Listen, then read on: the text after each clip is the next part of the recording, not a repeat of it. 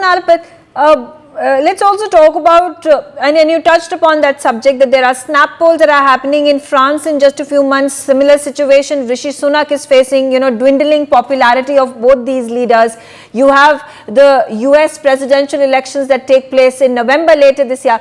And there is quite the talk about how there is a tide and a wave in favor of the right-wing leaders in Europe and in North America as well.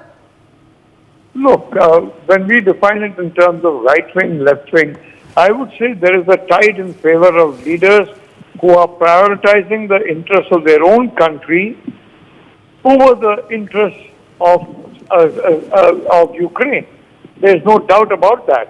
The French appear to have done that in the form of Marine Le Pen. The Giorgia Meloni, frankly, is very much prioritizing Italian interests, although she has been very diplomatic in that. Rishi Sunak has basically become quite unpopular among conservatives, and Nigel Farage, who is certainly no supporter of the kind of money that's being showered on Ukraine. By the way, Keir Starmer, the Labour leader, is also in favor of showering money.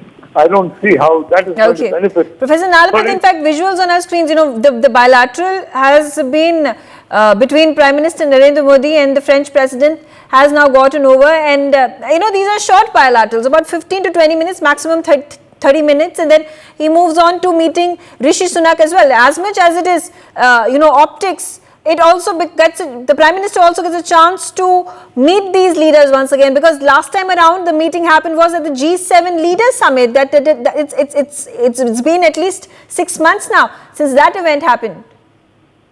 Look, Megha, Prime Minister Modi has a very good relationship with Italian Prime Minister Giorgia Meloni, and frankly, it is essential for the entire G7 to have India on its side where the Indo-Pacific is concerned. Voters in the G7 countries, if not yet their leaders, have begun to understand that the Indo-Pacific needs to be the focus of attention.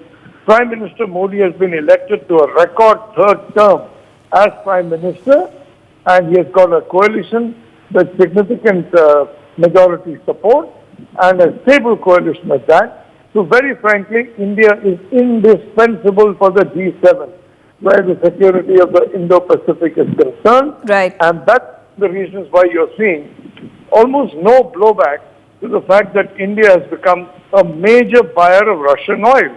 In fact, the G7 made a huge mistake in cutting itself off from Russian resources, because that has harmed economies, especially the German economy, where Chancellor Scholz has become so unpopular, he's going to face a disaster in the next elections.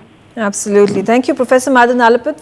For more such videos, subscribe to the NewsX YouTube channel, hit the bell icon.